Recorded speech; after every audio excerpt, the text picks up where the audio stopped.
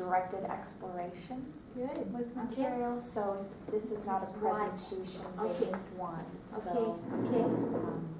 Very good. are we ready? Are you okay? So the first thing we're going to do is just go over a general overview of the Rendezvous event itself, and that's what this two-sided page is, Rendezvous Training General Overview. You don't have Right. I can Oh, here. plenty of copies.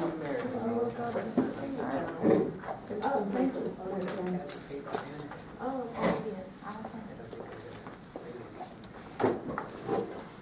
So what is the Rendezvous? It's a culminating event for the state history curriculum for the district's fourth graders. So statewide, this is a curriculum standard. All fourth graders are doing state history. And for our district, we do this end cap to the year, this special event. So I always stress to our presenters, this should not be the first time the students are hearing some of the basic information that we're sharing. We are enhancing the experience from the classroom. We're adding to it with hands-on objects, activities, games, things that teachers couldn't do in their classrooms or didn't have access to, we're providing here at Rendezvous. And we say that this is a fun event on top of the activities that we're doing. So again, we're not the, like I say, primary conduit in the document. They should have a certain foundation in this content already. By the time they get here, we can always help. What we want to do here at the museum, and everything we do, is provide that extra layer of interaction with specimens and artifacts that the teachers don't have in the classroom. The event is 4 days long, so Tuesday to Friday in the mornings. So the students are here and their first station starts at 9:30. And then they spend about a half hour at each station. They go to 5 stations through the day. There's a passing period between each station. They're going to be anywhere from 375 to just over 400 fourth graders here each day. We're going to see a total of 1,500 fourth graders in the district by the time the week is over. So it's pretty intensive. We used to do 2 sessions in a day. Now we're just doing one session each day. So are all the kids go from each, so they're not like some kids are in this and some kids are in that? Right. It is not willy-nilly. Each group has a specific rotation that they will follow. They'll start at one station and then they all rotate in the same direction. And I have that rotation here. So the first station, there might be a group in the dome, and from the dome they go to the rooftop. From the roof they go outside. While some kids are in the dome, other kids will be somewhere else. Yes. Okay. That's what I was getting at. And then they are led from station to station by volunteers from the district. So we don't have to worry about moving the kids through the building. That's being handled by what we call Rendezvous hosts. We only worry about our stations, which is nice. Each rotation will have up to 85 students. Some days will be smaller, but the maximum, the biggest group I think is 85.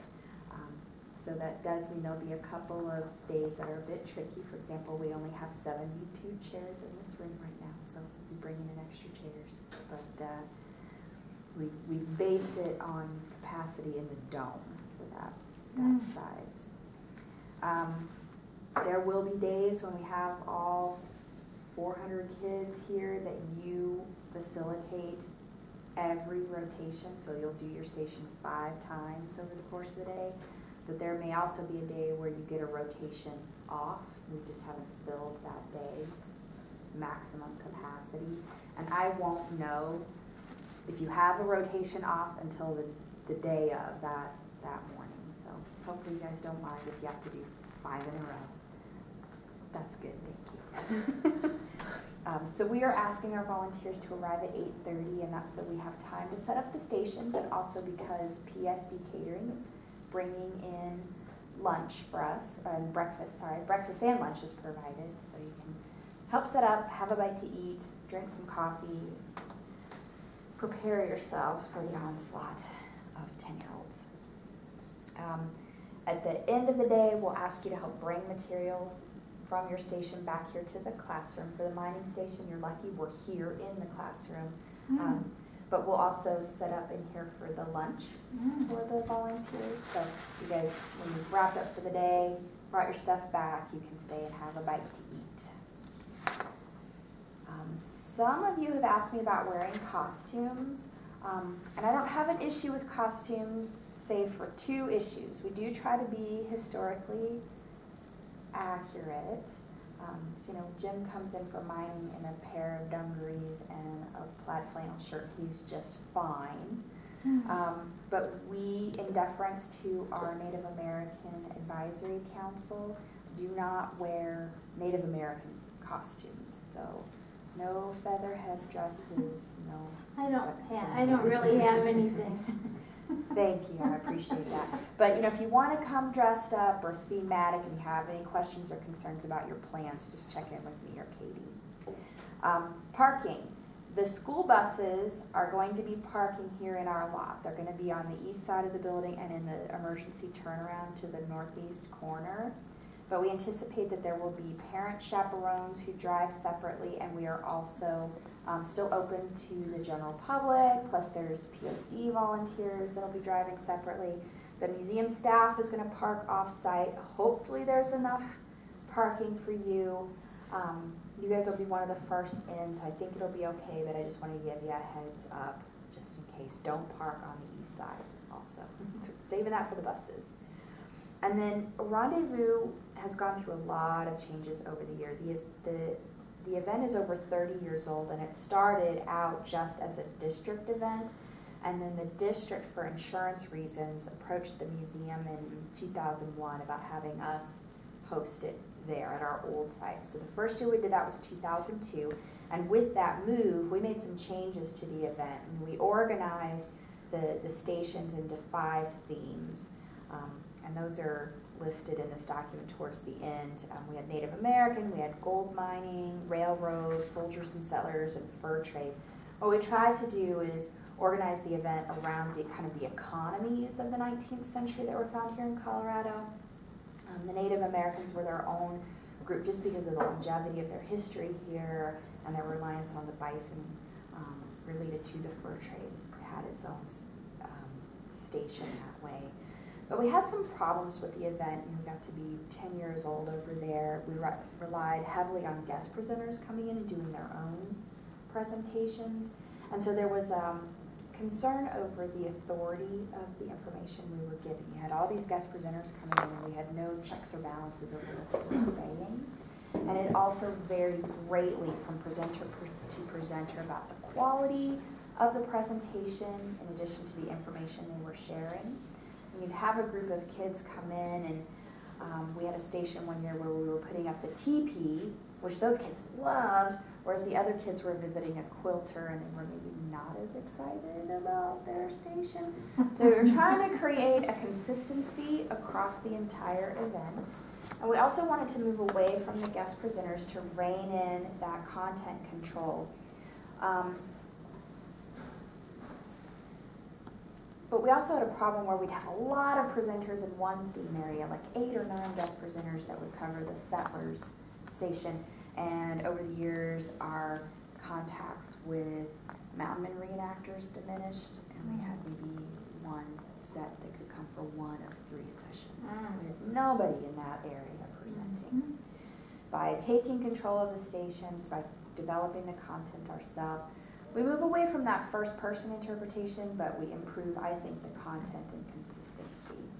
Now, there are going to be teachers who have a hard time with this change. They've been doing it a certain way for a lot of years. They had a hard time when we moved over to the museum and at Carnegie, and I have a feeling they'll have a hard time with this one. The important thing to remember is the event is for the students, not for the teachers. The students have no comparison. They've never been to this event before. Now, they may have had older siblings that say X, Y, or Z about the event.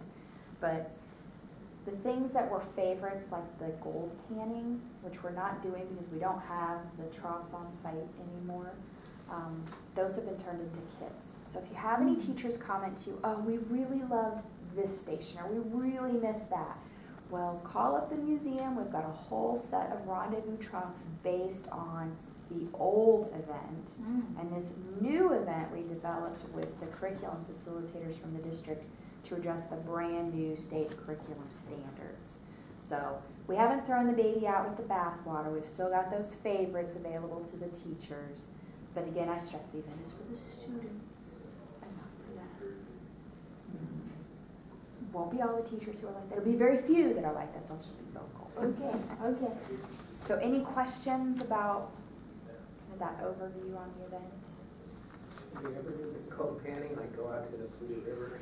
We actually brought the curriculum facilitators and risk management out to take a look to see if we could put the kids in the river, because we thought that'd be great. It's actually not shallow enough. We would have to walk up a ways. You need waders. Backstream Well, I suppose we need. I know master naturalists do, but they do it with waders, and that'd be an issue, totally. But right out here where we went to where we could access the river, we were out there last spring, so we intentionally wanted to see, well, how high is the water during melt runoff time, and risk management said, no.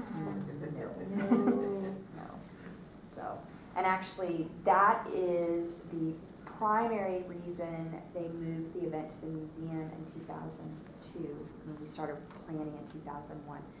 They used to do the event out at the Kashputer Middle School, and they did take the kids in the river out there, and risk management said no. And they thought the best way to end that particular behavior would be to move them away from the river. Yeah.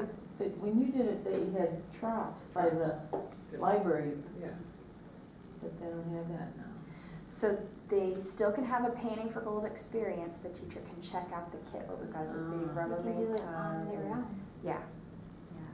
Now, we have talked about ways that we could bring back the painting for gold on this site. We've had some ideas. It's just a money issue right now. But we Well, get there. it seems like it'd be an issue, just control issue with 400 kids. It's fun. I can imagine, you could have a gold panning day or something and just, have it open or whatever. I don't know. The best thing, you don't have to take the kids home if you have to. They're all wet. And they're all wet, They're all and wet. then they're wet all day. And that And water they get then- cold. Yeah. It's fun. I like this just- Well, yeah, It's yeah. just like a, It is classroom thing. a fun thing. I've done it. Yeah. My So biggest okay. complaint with Thank how you. we did the panning for gold was that we put BBs in the sand. And, I want the kids to have a chance to see actual real placer gold. So Ooh, we'll work on that. work on that. So that's in the kit. Well, yeah, Yeah. something like, well, see, because this type of gold, what it looks like is brass plaster, brass isn't anywhere near the density Yeah. of gold, but it looks just like it. Yeah. Because I used to work in a brass mill, I saw tons of that stuff. You'd be like, we're rich. Oh, boy. So what we're going to do this year is create pods here in the classroom.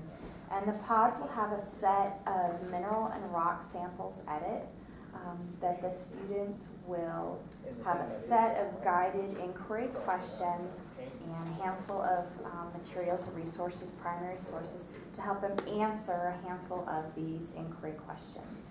And the purpose for doing this is to help the students learn a little bit about geology, how rocks and minerals are often found in association, how they're extracted, the historic uses compared to the modern uses, the amount of the material that we're extracting, what the future might be for mining of that mineral, and then how it's used in our everyday lives. Why is this valuable? Why are people wanting to find it? So again, they'll have those resources available at their pods to help them answer these questions.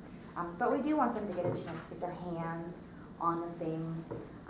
They'll have test kits like streak plates and glass nails, so they can test hardness, and one of the pods will have some halite added, so that's salt. They'll get a chance. Oh, minerals have a flavor. Yes, minerals are things that we eat, so they'll start making those connections, I hope. So on the first page of the mining training document, there's a list of the materials that will be at the pods. It's possible that some of the pods might have a dissecting microscope for looking at smaller objects, but I'm still figuring that out. I know I have a week. And then there's a list of some of the inquiry questions. So as the station facilitator, when the kids come in, they're going to be divided into 3 groups. And so I have up to 8 pods planned, but we'll divide the kids into 3 groups. So there'll be sets of pods. One group will have pods 1 through potentially 8. Another group will have a duplicate of the pods, and another group will have it. That would just have some more control over the environment. And you are going to explain to the kids what's going to happen at their pods. Each pod has a different set of rocks and minerals.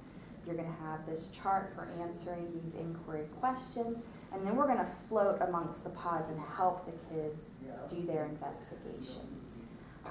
So for you, I have listed each of the pods, the mineral samples the kids will have, what's that connection we want the kids to try to figure out for the rocks and mineral samples that they have, and then samples of products, which may have to be photographed. So in pod 1, you'll see there's one product listed there that I can't possibly have at the table. It's the Tomb of the Unknown Soldier. So pod 1 is going to be a sample of marble from Marble, Colorado. Its name is Yule Marble. Limestone and calcite. Calcite is the mineral that is within those 2 stones, the limestone and the marble. And that's that primary connection there. The difference between marble and limestone is just the geologic processes they've undergone for their forms. So Yeah, I wasn't going to do the mining. I'm going to come back for the other we'll part. see you later. Not the first part. So limestone, when it's subjected to heat and pressure, becomes marble. So through the books that they'll have at their station, they'll be able to hopefully piece that together, the connection between these 2 things at their desk. Now, if they test hardness, they're going to find that the marble is really hard. If they play with the calcite, they're going to see that it refracts. If you hold a sample of calcite over typed words on a page, you'll see the words repeated through the rock. Or the mineral. It's really pretty cool. So we want them to play and investigate. Does that fizz? Does it fizz if you put acid on it? Limestone does. Yeah, limestone does. I don't think the calcite in the crystal form does. Probably not, because it's not a carbonate. But- Carbonate of physics. Yeah, we're not going to get that. We're not going to, that'd be messy anyway. That'd be very messy. So they're going to have some historic photos of mines that are famous here in Colorado. Marble, Colorado is named for the mines that are there. They'll have a Colorado map. I just forgot to get it out.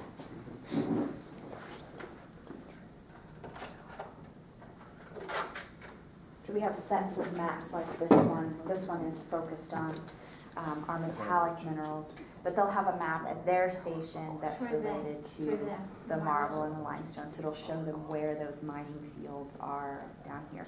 I'm hoping to also get a picture, if you've ever been down around that region. I have been to Marble, it's pretty cool. I was there a couple years ago. River down there has these huge blocks It's of a the marble. all over. It's just so incredible. cool. It is Yeah. amazing.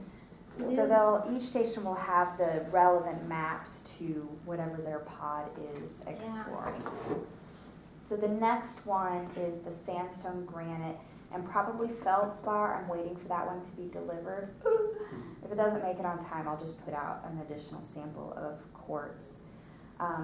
So the connection here is that feldspar, the mineral, is found in sandstone and granite. The form, sandstone, granite, related, granite erodes into sandstone over time. Great swatches of geologic time, but that's the connection. Yeah, millions. Yeah. So we'll have sandstone sample from Stout Quarry. We'll put up the photo of the Colorado State Capitol building, which is has granite in it, and the Carnegie building here in town is the sandstone from from Stout. Bathroom tiles are made from feldspar, so they'll have those products. Lots of people know that Pikes Peak is granite. It has a very unique pink color. I think from magnesium, there's a level of magnesium in it. Does that sound familiar to you? From iron in the feldspar. What? From iron in the feldspar. Probably. I'm a geology major. Iron grit. Why are you not doing this station? I don't remember any of that stuff. Aww. I shouldn't know. I'm overworked and you knew how to do that. All right. Okay. Third station is gold quartz tellurium, and that's really unique for our state to have a gold ore like this.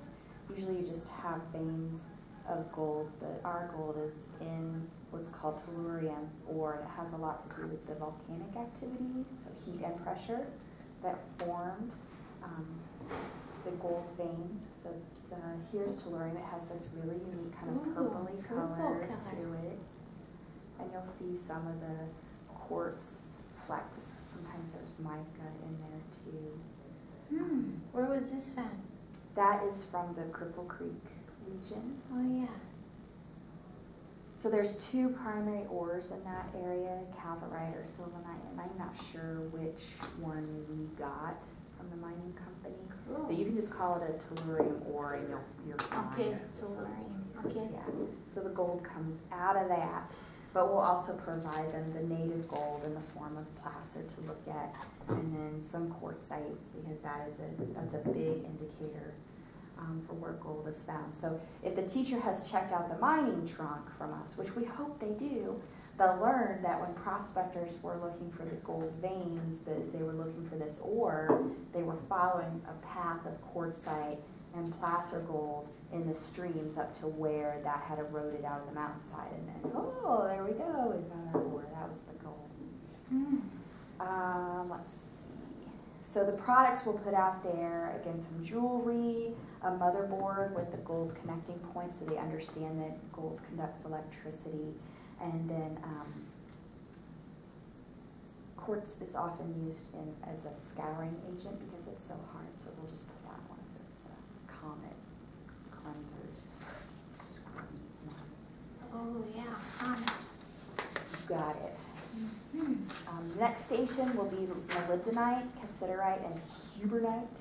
Molybdenite is a ore of molybdenum, which is a metal. The Climax mine here in Colorado was the world's #1 producer of moly. That's its nickname. Hopefully the kids will figure that out. Very important in the world wars. Really increased the demand at that time. Climax closed for a while, but it reopened a year or two ago. So they're producing there again. And it's often found in conjunction with cassiterite, the tin ore, and hubernite, the tungsten ore.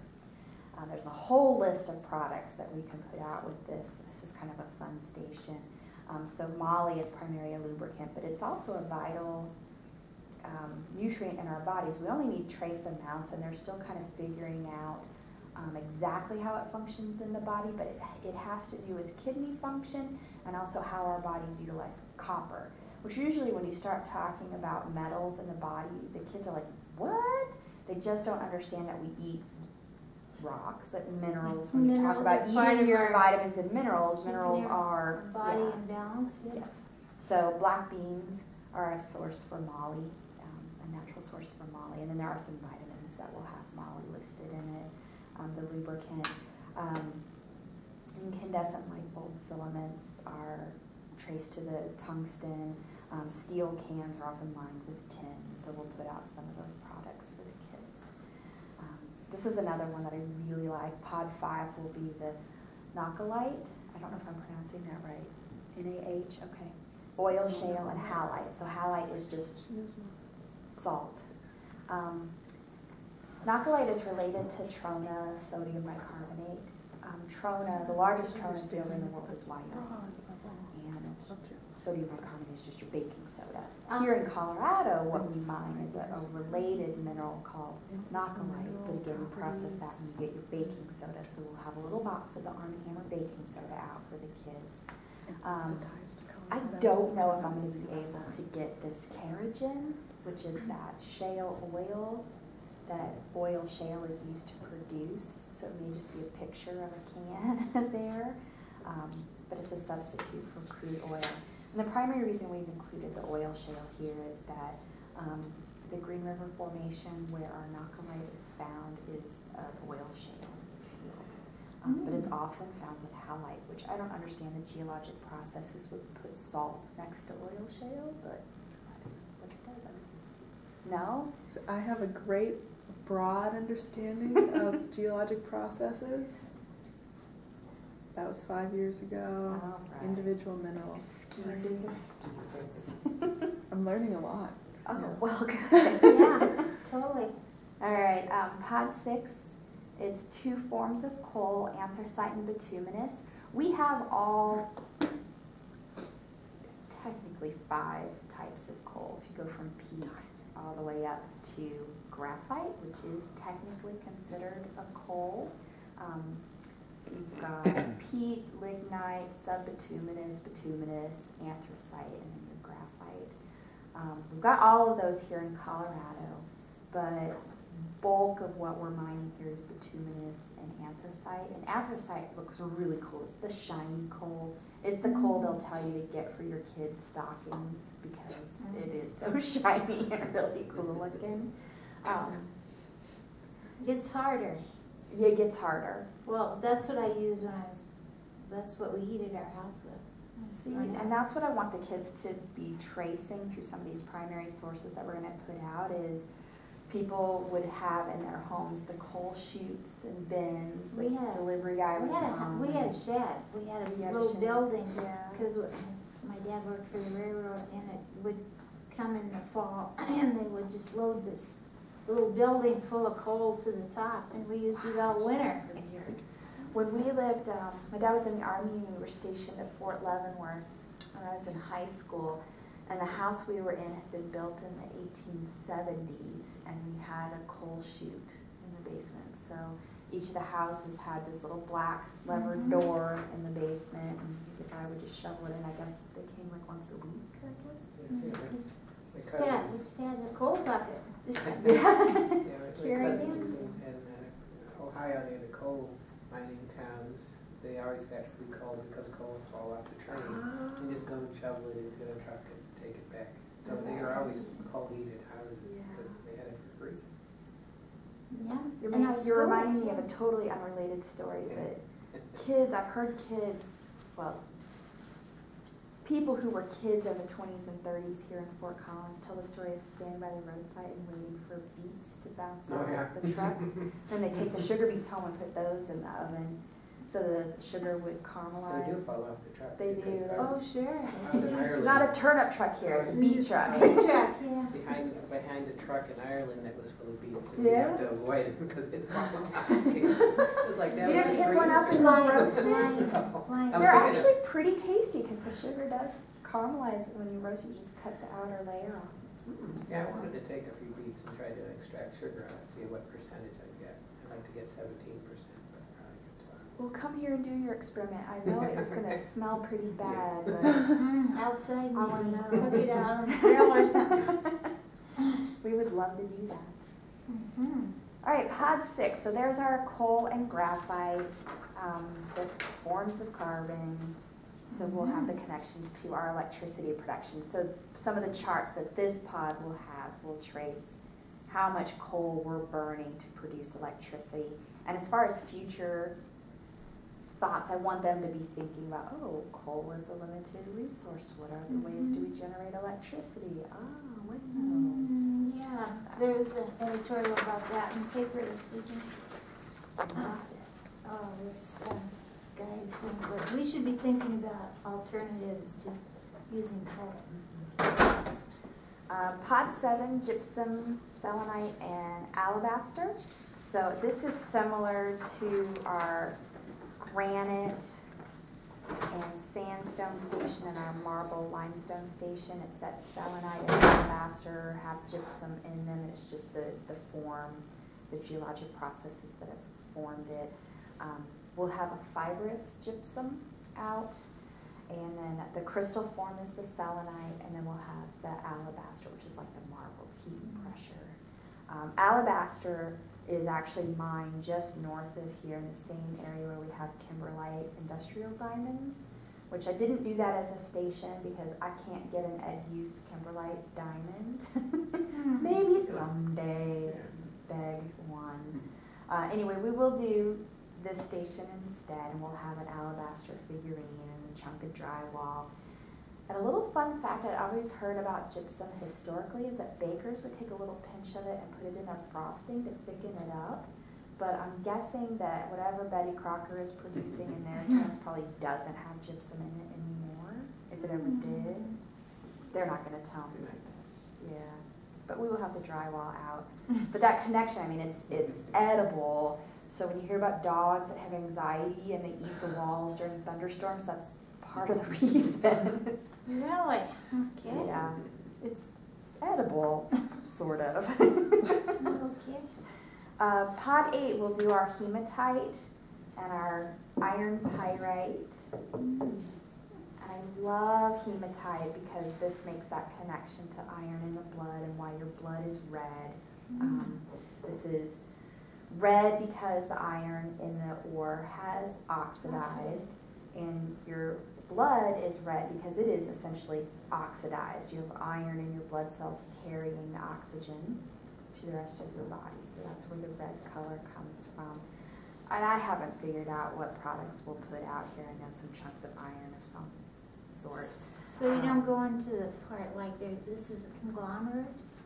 Well, I don't want to get too far advanced for where the fourth graders are at. So simply stating that we've got minerals which form rocks, and rocks are the result of various geologic pressures, heat, time.